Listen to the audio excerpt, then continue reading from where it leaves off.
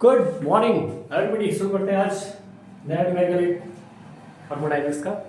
That is question ये है from the chapter first chapter है थर्मोडायनेमिक्स का। क्वेश्चन ये कहता है कि एक steam turbine drives a ship.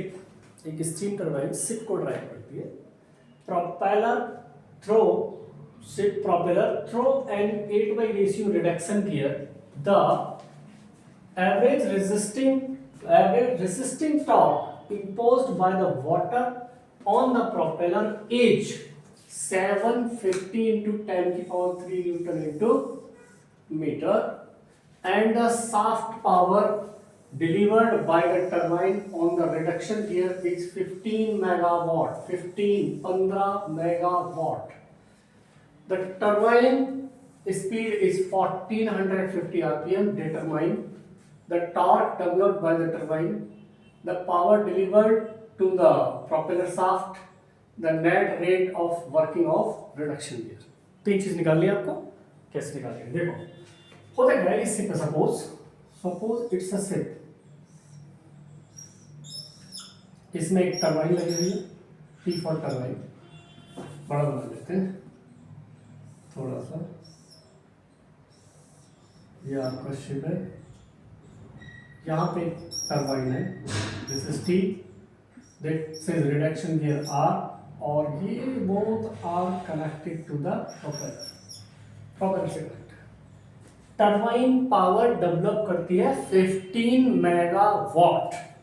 15 megawatt this power is developed by the turbine. Then this power is going to the reduction gear, then it will go to the propeller. This is propeller, turbine, reduction gear and propeller. Okay जी। अब क्या करना है? Now power developed by the turbine is 15 megawatt. First the torque developed by the turbine। जब कभी भी power giving हो और torque पूछ रहा हो, तो पावर और टॉर्क में जो रिलेशन होता है that is equal to P, यानी power is equal to 2 pi n into T upon 60। This is the formula. Apply करो इसको, तो that will be equal to 2 into pi into n की वैल्यू कितनी है 415, 1450 आरपीएम, 1450 आरपीएम, और divided by 60 into torque. Torque हमें निकालना है। टॉर्क पावर कितना है 15 मेगावाट। 15 into 10 की पावर 6, या मेगावाट में निकालना है तो 6 को मत रखो, डायरेक्ट मेगावाट को ही रख दो। नहीं, टॉर्क निकालना ना हमें, तो इसको आप 10 पावर 6, ये हो जाएगा आपका वॉट। ओके, तो यहाँ से टॉर्क की जो वैल्यू निकल के आएगी, जब आप इसको कैलकुलेट करेंगे that will equal to 98.78 kilometre into newton. ध्यान रखना, टॉर्क की यूनिट होती है न्यूटन इनटू मीटर। किलोमीटर का मतलब यहाँ पे अभी भी अगर आप करेंगे तो ये उस तरीके से हो जाएगा 10 की पावर 3 न्यूटन इनटू मीटर। तो 10 की पावर 3 को अगर हटा देते हैं तो ये बन जाता है आपका किलो। कितना हो जाएगा? Kilometre into Newton. Is it clear? In confusion? चलो आगे अगला क्या कहता है? आगे ये कहता है कि यहाँ से 15 मेगावाट चलिए। इसके बाद देखो, जब पावर ट्रांसमिट होती है एक स्टेप से दूसरे स्टेप, दूसरे से तीसरे स्टेप पे, तो पावर का लॉसेस होता है। एवरीवेयर लीकेज होता है, loss of the power, loss of work. कभी भी किसी भी मशीन की इफिशियंसी 100% क्यों नहीं होती है? क्योंकि यहाँ पे लॉसेस होते हैं। तो यहाँ से अगर 15 मेगावाट बन के चली है टरबाइन से, तो रिडक्शन की पहुंचेगी, यहाँ पे भी कुछ लॉस होगा। यहाँ से लॉस होने के बाद फिर ये आगे की ओर बढ़ेगी, इसके पास पहुंचेगी। क्लियर है? जैसे नहीं कहते थे राजीव गांधी के टाइम पे कि अगर हम सेंटर से 100 रुपए बेचते हैं, 100 रुपए बेचते हैं, तो कस्टमर जो मेन, जो सबसे नीचे का पायदान का जनता है, नीचे का जो बंदा है, उसके पास मात्र 10 रुपए पहुंचते हैं। ठीक है? मीनिंग इज दैट 90% कहाँ चला गया? लीकेज हो गया, लीकेज हो गया, ये निकल के भाग गया, चुरा लिया, चोरी हो गई, घोटाला हो गया। सिमिलरली पावर जब ट्रांसमिट होती है, एक देखो ये पावर का ही रूप है, पैसा भी पावर ही होती है। तो पावर जब ट्रांसमिट होती है एक स्टेप से दूसरे स्टेप में तो लीकेज होती है, यानी कि लॉसेस होता है। क्लियर? तो यहाँ समझना। अच्छा, अब 15 मेगावाट पावर यहाँ से इस पे आई, इससे इस पे आई, तो यहाँ पे जाएगा लॉसेस। ओके, लेकिन हमें पहले ये निकालना है यहाँ पे कितना बैठ रहा है।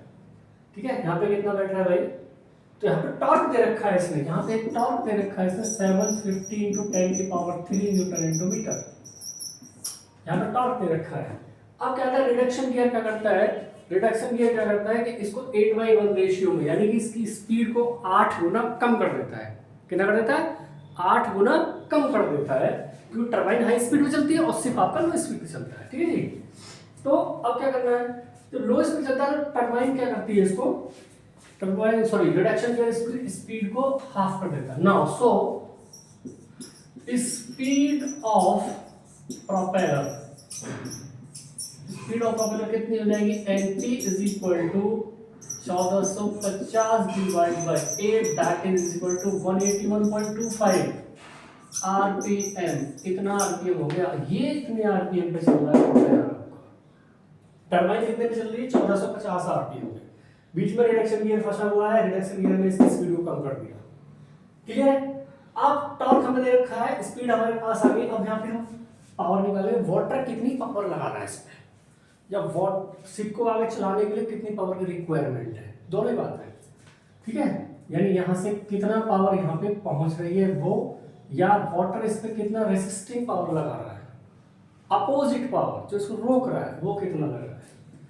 तो कैसे निकालेंगे भाई, तो फिर लगा वही formula same, power is equal to 2πn × T/60, that is equal to 2 × pi × n की वैल्यू कितनी होगी, 181.25 इंटू टॉर्क कितना हो गया, now the torque is 750 × 10⁻³ 750 × 10⁻³ divided by 60, and that will equal to 14 point कितना है भाई, 14.235 megawatt.